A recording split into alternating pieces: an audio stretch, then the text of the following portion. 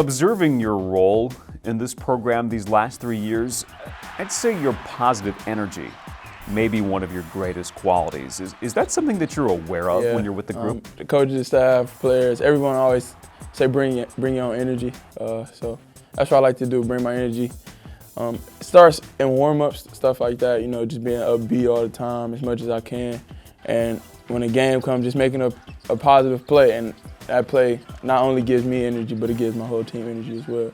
I want to talk about trying to be positive, and there were probably some times in your career, at least here at Marquette, where you could have been negative, where an injury kept you out for a year, you had to redshirt. Then going into this year, you weren't able to play in the trip overseas. That's a couple of different setbacks for you. How did you deal with those? It was good to have my teammates and my family.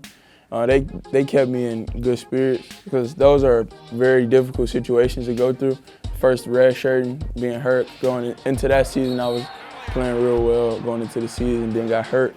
It was devastating at first, but my teammates and the coaching staff and my family, they kept me positive about everything. So I think you showed commitment to improvement in your game. Was that part of your decision-making process to come to Marquette, to come to where you could improve and have a track record of coaches that will help improve your game? Yeah, that was real big. When I was going into the recruitment process, I was looking for schools that had a vision for me, not just like a 1-2 year thing. And here at Marquette, they had a 4-year plan on how I could get better each year and how I can improve my game and be a better player and a better person. What are the biggest jumps then that you think you've made in your game since coming here? I say shooting the basketball. Into the corner, Elliott, count it with a foul. In high school, I could shoot, but I wasn't as good of a shooter as I am now. So I say shooting. Three, Greg Elliott. And more so like talking. I was always a good talker, but now here more, I have to talk more than I did. I want to talk about somebody that's been like a sibling for you in this program. That's Jamal Kane, and you guys have been featured so many times in this space. Welcome to the Greg and Jamal show, locker room edition. Jamal and Greg show. What are the beginnings of that relationship with Jamal, and how has it changed since coming here to Marquette? Our relationship started after 7th grade, like going into 8th. We played AAU together on Detroit Stars. That's where it all started. The older we got, the closer we got. And then we always had talked about coming to school together. But we said it jokingly, so we was like, yeah, we can go to school together. And then once it actually happened, our relationship has got much stronger since then because going through college together, that's like a lot of adversity.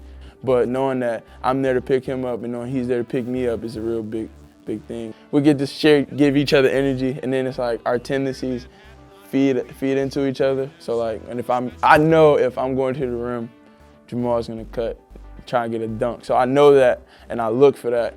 So that's just real big, knowing I know exactly where he's gonna be every time.